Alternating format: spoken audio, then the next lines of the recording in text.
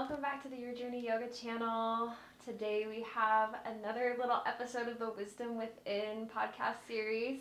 I have my beautiful friend Lauren with me today. Hi everybody. And we're just gonna talk about some things that have been present for us in life, and just let it flow from there. But I would love to start with you just sharing with everyone who you are, what you do in the world. Who I am, what I am, where I am. I'm Lauren, and I am you could call me a yoga instructor, a yoga guide here in the Grand Valley in Colorado.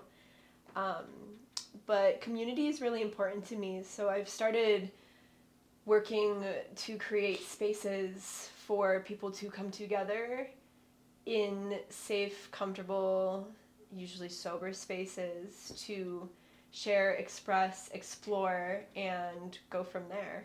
And adventure, go on little trips and stuff. It's been a lot of fun.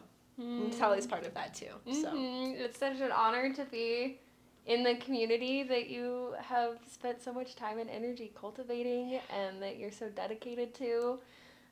I was just on a call with some classmates and we were talking about the importance of community, and I was like, I have a friend that's on her way over here and she is such a wonderful community builder, which is something that it feels very intimidating to me in a lot of ways to, get people together. And,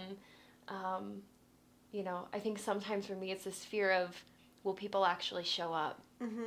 Is that anything you experience? That is actually like where it started. It all really started from me being in a space that I didn't feel like I belonged.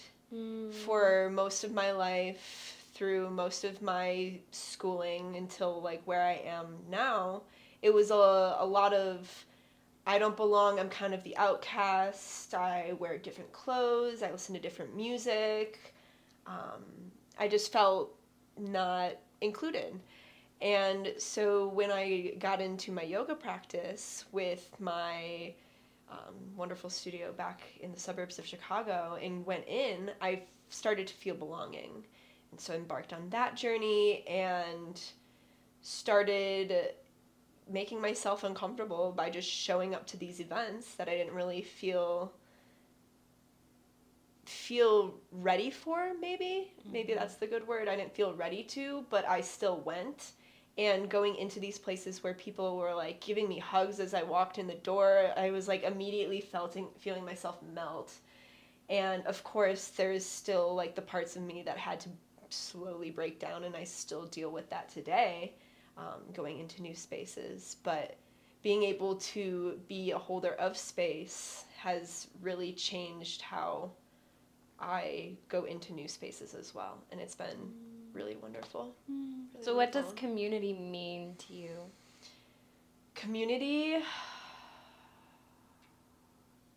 So I feel like there is community for everything. Everyone can find their community. There's communities for hobbies. There's communities for like drama circles and stuff like that. There's communities then for conscious living, and everyone has their niche. There's gaming, and everyone just has community. You can make community literally anywhere. But it's a space where you feel seen, heard, and safe. Safe to show up and be vulnerable and not worry so much about what other people are going to think of you. So yeah, I think that's where I'd go with community. And that's definitely shifted and changed throughout my life too, like from not knowing even what community is to hearing it and seeing it and then actually being in and a part of it has really been a big shift. And having people come and be able to offer themselves has been super invigorating. It's been super rewarding to see other people coming and sharing their own heart vulnerably, and just other people like giving it a hug, giving that energy a hug, and holding that with them too. Mm-hmm. Yeah, energy's been so good. Oh, it is. It's something I love so much about this little community that I get to be part of. It's like so small and tight knit, and it's growing. It's small, but I was gonna say like it isn't small, because the like neural network of this community is so, I mean, it goes everywhere, and I'll talk to someone who I haven't seen at our gatherings that knows someone within our gatherings, and like, but I also really love the eclecticness of the community that we have, where it's like I walk in the room, and honestly sometimes I walk in and I'm like, there's a lot of people in here that I would not have approached ever in my day-to-day life. And they're some of the most interesting, intelligent, like, and I think we all are, right? But of course, as humans, like, we have our own judgments. Just being able to recognize that there's other people out there that have their own practice too. They have their own practice, and also like we move with so much assumption, and we move with so much judgment in our lives, and those are usually, it comes from a protective part of our brain, right? Like our animal brain helps us create judgments so that we can keep ourselves safe. So we go for what's familiar. We go for familiarity, really is what it is. And so when we meet someone that is not familiar, or someone that is different than we would normally engage with, for one, that's a really great way to build new neural networks, pathways in your brain. And also, like, it's just such a wonderful reminder that we share perspective, we share desire with people of all walks of life. And so much of it is rooted in wanting to have connection and wanting to have community. And I think something that I found difficult when I first was living here, I was like, I don't know where to find my community. I don't know where to find them. And of course, you find your community by just going out. Going out to the spaces where, because this was going to be my question too, was like, how do people find community? And I think, putting yourself, going to things that you enjoy to do. And just going, even if you're going alone, which can feel really nerve-wracking. I mean, it's like, it's not easy to like move somewhere or be somewhere where you don't feel like you have that community yet, and knowing where to start. Like, start with what lights you up. What lights you up. And you might have to go, and before even going out, you might have to go back in with yourself and check in with yourself as what really matters to me. Yeah. What do I enjoy doing by myself that maybe other people enjoy doing too? And then, doing a little bit of research, getting a little bit uncomfortable, going on whatever platform it is that events are posted to in your community, and just searching a one-word thing, dance, see what shows up, I think it really takes a lot of courage, one, to go in and kind of sift through those things within yourself, and then take action.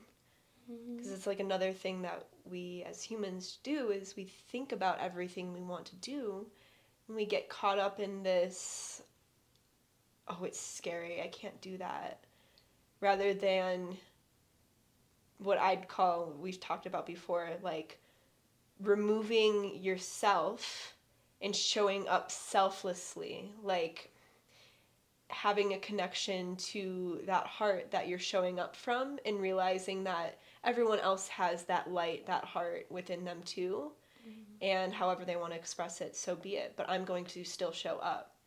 And that takes a lot of courage to move into, and taking that action. Takes courage to go inward, to go out. Yeah, that's beautifully said. Going in to go out. It's going in to go out. I'm trying to think of, like, you need to, what's a good word? It starts with a D. fine tune. You can use just fine tune. Fine tune your desires, your wants, and your values, and then go out and you could say seek, but just go out. You can just go out and do something and just show up from your heart. It doesn't even, maybe it's not even somewhere you'd expect to go because, like you said, you show up to an event and it's all of these eclectic people and that you never would have interacted with. You just need to show up, go to the garden center, go talk to the people working there. Maybe you just like plants and maybe someone else does too. It's a practice. Like everything is just practice showing up. Practice showing up. Practice being uncomfortable. Absolutely. Because, like, our uncomfortability can keep us from doing so many things that would bring us joy and growth and love and connection. And I would say, I almost said it's easy to live a comfortable life, but it's uncomfortable to live uncomfortable. a comfortable life. It's uncomfortable. It's like, it doesn't... It's paralyzing. It's, exactly. It keeps you stagnant. Groundhog Day is a term that I've used or heard my friend use to describe some of the people in her life. Elaborate on that. What is that like? Just like going into conversations with people when you're outside, like say family, like you and I both live apart from family, and going back into those spaces, and they might use the phrase, oh, it's like Groundhog Day. It's my day, how are you? Oh, Groundhog Day, like today's the same as the last. You're just so comfortable in whatever it is that you almost lose the ability to expand. You're so contracted in. Those neural networks are so hardwired into your mind that it's to break those and move elsewhere is, I can't say impossible, but it's going to take a lot of will. Difficulty. It's going to take a lot of will, it's going to take a lot of want, and it's going to take discipline and courage and all of these things for someone comfortably stagnant to move from that. So that's what I mean by Groundhog Day. I love that. The same, it's like that movie, you wake up and it's the same day. I'm living the same day. I know exactly what's going to happen.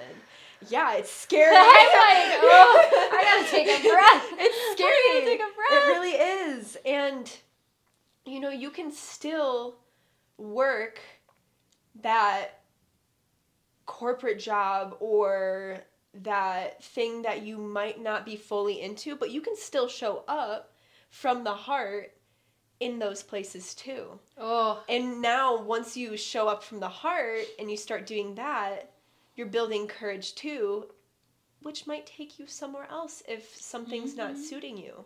You're just building your own capacity. It's practice. You're practicing life. We're all practicing life here. We're all practicing life. Oh, There's no mastery. What did we say? Healing? I'm fully healed. Oh, no, you're not. Like, nice try. No, you're not. Ew, you're fully healed? I'm out. We can't be friends. But yeah. We're here for the messy.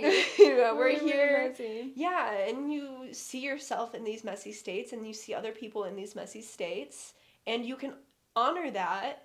And like our conversation earlier is not hopping right on board to try and fix that because it scares you because you haven't worked on it within yourself. So it's like you need to be there and take yourself through the trenches to be able to relate. And there's some people, some demographic that it's just more difficult for someone who has lived a life like this to relate to. And I know that you going into counseling, that's something that you've talked about, that moving into spaces where you're going to be getting clientele that have had so many more adverse life experiences. It's like, how do I hold space for that? Do you have any pointers on how to move through that, or how to let yourself get more comfortable with dealing with people that maybe you can't relate to, but you still want to be able to connect and have a meaningful relation, even if it's just seconds with somebody, like in the grocery store? I mean, so much of it is remaining grounded and centered in the heart of service and understanding what that means for you. Like, specifically as a counselor, being really, really clear on what your values are, what being in service means to you, what that looks like for you. And also in my program, we talk a lot about intellectual humility, because the school that I'm going to is very social and cultural diversity focused. And You said intellectual humility. Okay. So understanding that I'm never going to know everything. I'm never going to know. And for me, what feels like is the center of my work is allowing my future clients, to be the expert of their experience, because they are the only expert of their experience. I can sit back with all of my tools and all of the things that I've learned from my program, or all the things that I've learned from my life, and project onto them what I think they should do and what I think is right. None of that matters if it doesn't resonate for them. And so really my role as a counselor, my role as a yoga instructor, my role as a friend, my role as a partner is to offer what is authentic for me, from my heart, without expectation that it's going to land for anyone. And also just bearing witness to the unfolding of what does and doesn't work for them, right? Like, being a co-creator in their process of discovering their most authentic self. Like, here's some things that have worked for me. Here's some things that I have learned. And if they don't work for you, how can we co-create an experience where you discover what does? And especially like on social cultural diversity side of things, remaining as educated as I can be, without projecting assumption. Going and actually talking to people. Right. Exactly. Get curious. Do this with people that I've had this like thought of like just going out like so many times and like sitting and actually just having a conversation with someone who's maybe sitting up against a building and having a conversation with them, though I've never done it. But that's like, I don't want to say it's extreme, but that is the practice, is going to experience and hear from people, give them the space to talk and feel heard, so that you can learn from them, because they will offer that. People generally enjoy sharing themselves when they have a space to do so. When it's exactly. And so much of it is like, especially as a counselor or a therapist, you are going to be working with people who might trigger your own trauma, people who have completely different belief systems from you, people who have committed crimes, maybe that feel really, or there are things that have happened in their life that may feel difficult for you to look at and to be with. And so as a counselor, I am at constant opportunity to sit with uncomfortability and let it breed curiosity. Yes. Because I love curiosity. Curiosity is ice cream. Curiosity is the portal to compassion.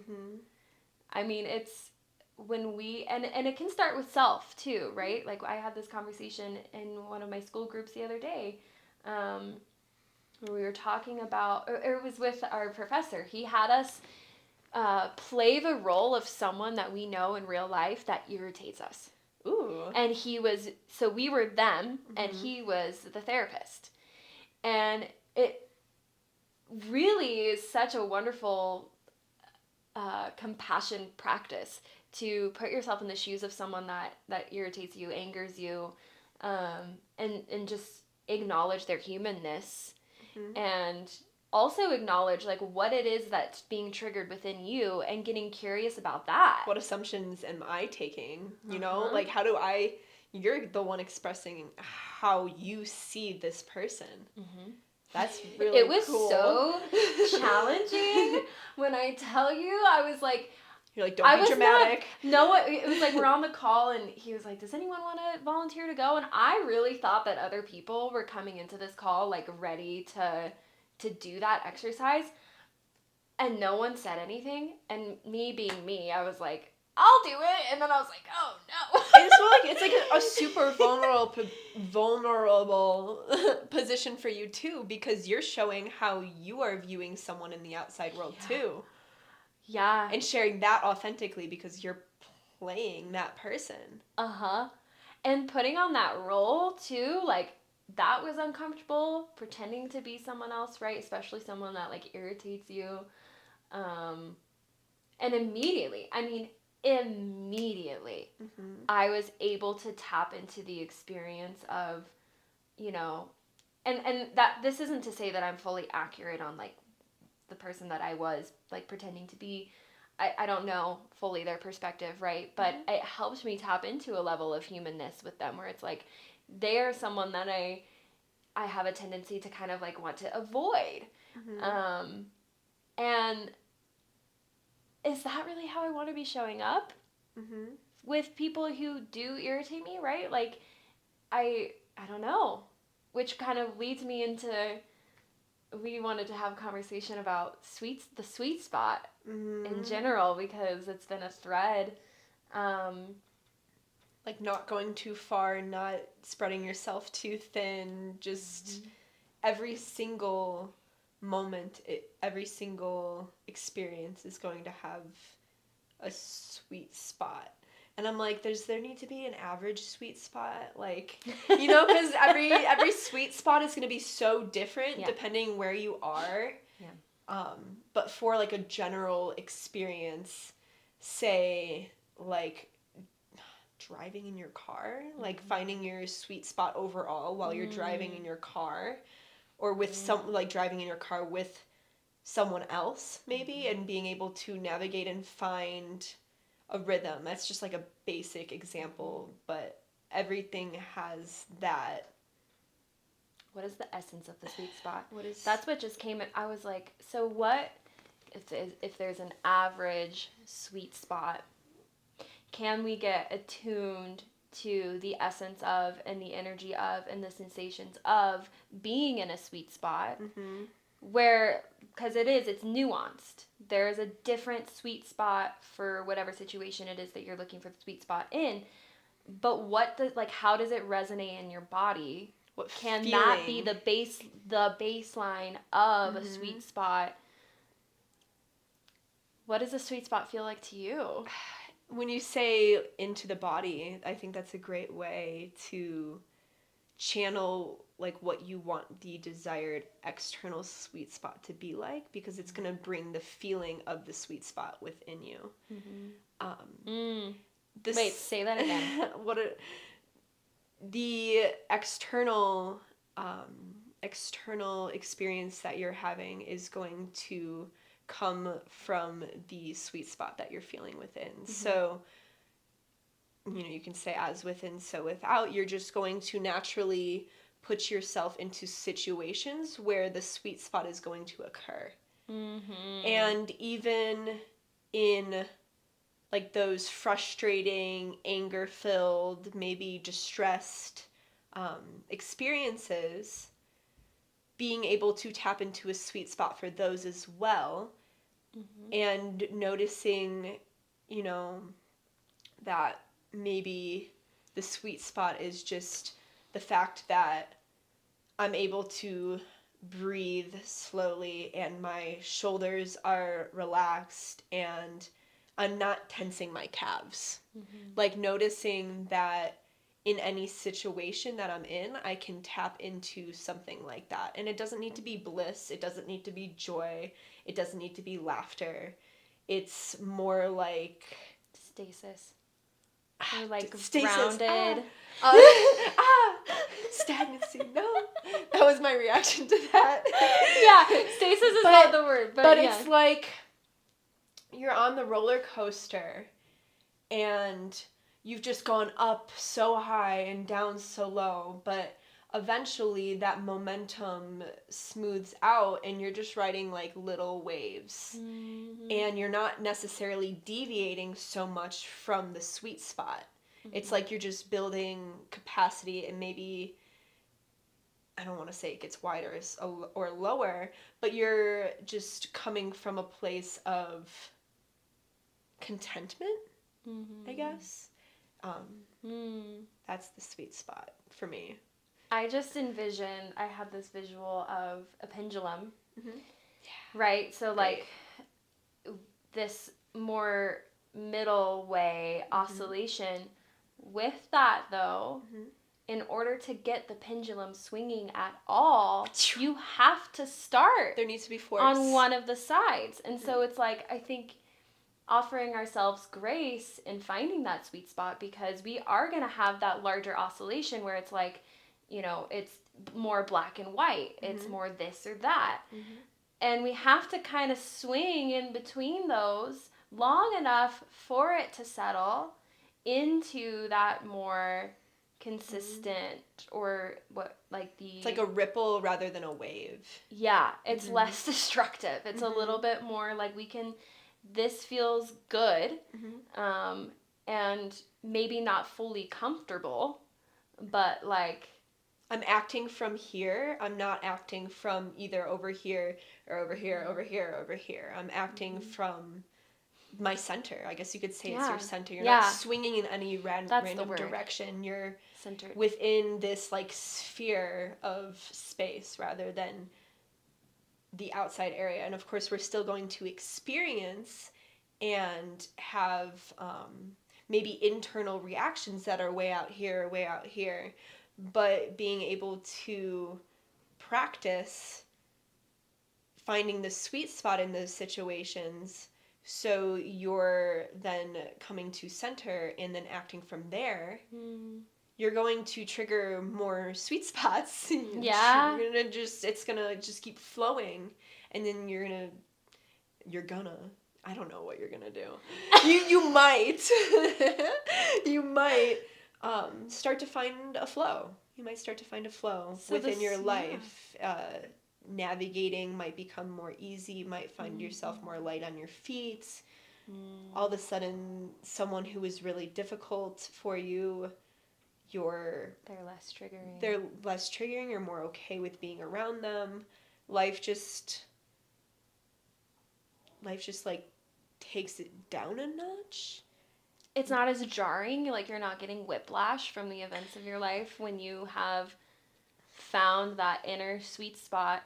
And really it takes, I mean, again, this comes back to like what we were, like, I had a friend tell me the other day, and I'm sure this varies, but she's a doctor. She works with patients that have tinnitus, and she was explaining to one of her clients that it can take from 12 to 24 months to build new neural pathways in your brain. And I'm sure, again, that could oscillate, and maybe it takes less time it's going to be different for anybody. Depending on age, and I mean, who knows, so many factors. Person to person. But it takes time and it takes practice.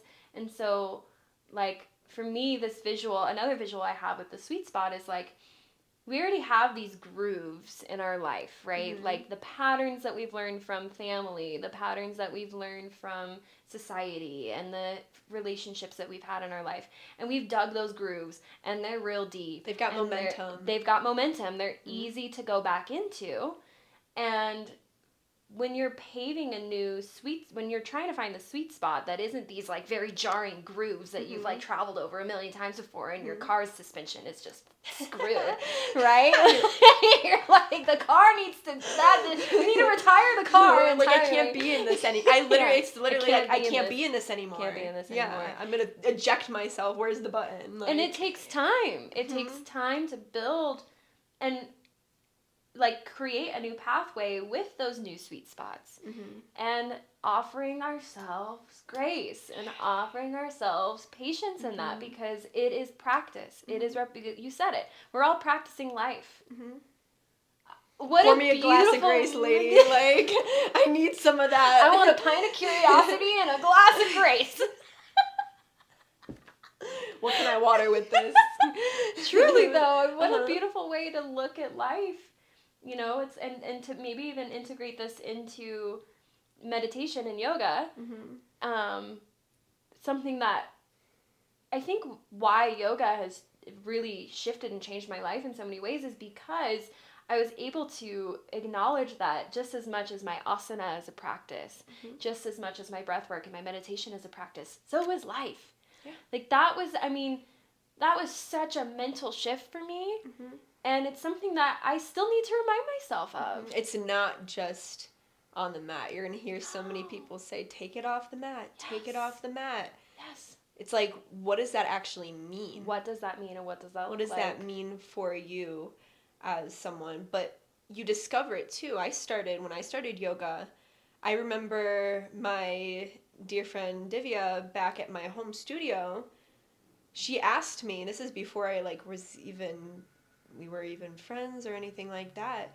She's like, why are you starting your practice? It was like my first time there. She's like, what are your intentions? And I was like, I just stopped playing volleyball. I've been playing for 20 years of my life. Like, I want a less jarring way to move my body. Mm-hmm. And I want to still stay in shape. Mm-hmm. And look how that changed. Mm-hmm. It's my life now. Mm-hmm. Like, I am creating from that center, and that was in 2018. Mm-hmm. So here we are 6 years later, and yeah, finding those sweet spots, you find them going to yoga. You find those sweet spots on your mat. Mm-hmm. You find the peace and you find the grace and you find the curiosity in the body part, in the body center that you're using in any given posture. Mm-hmm. And you feel the struggle. You come back to your breath, and then it's finding a sweet spot. It's a physical sweet spot. Mm-hmm. It starts external, and then you can go in. That's what is meant by take it off the mat, I think. Mm-hmm. Well, and there's so much more available to us through the practice of yoga that I think is missed in the Western culture, of course. Mm-hmm. It's workout based. It's building a sweat, and that's not a bad thing. It's a great practice, right? Like, and if that's what brings you to your mat, like, I'm here for it. Mm-hmm. Because we all are gonna find what we need. We're all gonna find what we need in different places too, right? Like, another thing that has remained true for me when they're like, oh, you're a yoga instructor, cool. I can't even touch my toes. I would never go to a yoga class or something like that. Mm-hmm. Or meditation. Oh, I can't meditate and blah, blah, blah. And I mean, that's a whole other conversation. But for me, I also like to remind people that you don't need to find meditation in a seat on a mat. Mm-hmm. Your meditative state, your flow state can come from whatever it is that you can do intuitively, creatively, anything that brings you joy, mm-hmm. anything that brings you into that centered sweet spot. Mm-hmm. That's also meditation. Mm-hmm. That's also yoga, right? Like, it doesn't have to be in the box of a physical practice on the mat, mm-hmm. or on a meditation cushion. Don't put yoga in a box. Don't put yoga in a box. You heard it here first, folks. We're not putting yoga in a box. But yeah, I think, gosh, there was something you said that sparked something within me, and now I lost the thread, but it was related to the sweet spot. Roller coaster. Oh my gosh, I can't even, the thread will come back to me. That is another thing that I've learned to trust. Is that the threads do return eventually. Or they don't. And that's okay too. That's okay too. That's okay too. Yeah, yoga, man. As an instructor, what have you found to be, like, how do I want to phrase this? So how long have you been teaching total? So I got my certification in 2021, started it in 2020. Mm-hmm. Taught for a summer, like 1 or 2 months, and then I moved from Chicago to here. Mm-hmm. I didn't I abandoned my asana practice, but then I found dance and I started dancing, and I think I actually really needed that space to integrate all of the things that I learned into my life before going and jumping in and gaining more knowledge. Anyway, besides the point, took me about 2 years of being here until I found community, yoga community, and I've only really been teaching now for about a year. So like a year and some months is all I've been teaching, and it's been so wonderful, and dropping into that, what you say, the heart of service is something that is really beautiful. It's only been about a year, but you learn a lot in a year, and when you have your own practice as well, you learn even more. I feel like being the instructor is just a way to, I mean, you're guiding people through movement practice, but you're also holding space for anything that might be coming up for them. You can spark seeds. You have many avenues to share. You're just sharing yourself. Whatever you've learned, whatever your practice has been, is what people show up for, and they show up for themselves. And you might resonate with one instructor, you might not the other. Yeah, go to the instructor you like. They have something for you. There's a reason you're there. So, yeah, just a year. Yeah. Being that container of allowance, like, come in here with whatever you've got, right? And, like, something that I love to tell my students is, like, I love to start my classes slow and with building awareness, like what's going on in the body, what's going on with the breath, what's going on in your mind, what's going on with your energy, and can you feel the threads with which all of those are connected? And then also, like, there's no right or wrong answer. Like, you don't have to be just observe zen to come into yoga class. Show up. It's like the community thing, too. Just show up. There might be someone who's there for their very first time, and this is them showing up. It's holding space for, I guess you could say, like, the beginner. Like, someone who's brand spanking new. Like, cute little baby. Like, I'm brand new. Yoga like, baby. we all are. Like, I just feel like my life is just starting now. But you're just holding space for all of the babies. Now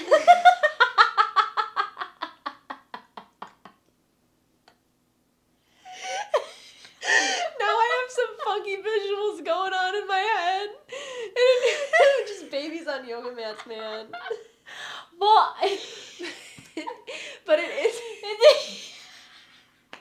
So good. It's and even yourself, like, you're showing up for the very beginner. Like, you show up for that. And even in, like, an advanced asana practice, you're still being the one who shows up because those people came from somewhere too. They started somewhere too.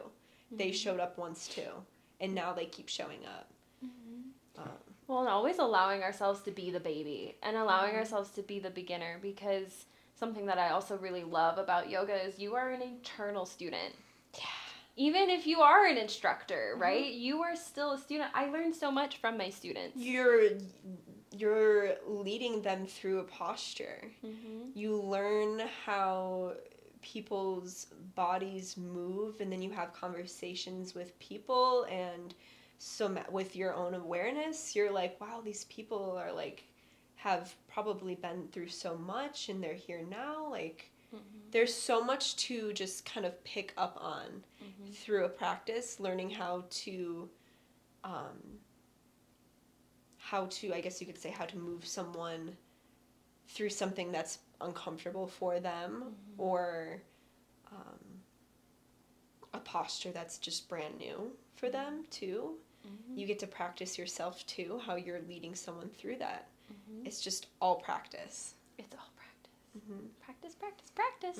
And they say practice makes perfect, but right, it's like, fuck that. It's like the same. It's like the same thing. Like, there's no such thing as being fully healed, and like, I think practice can breed consistency. It can breed the sweet spots. It can breed more,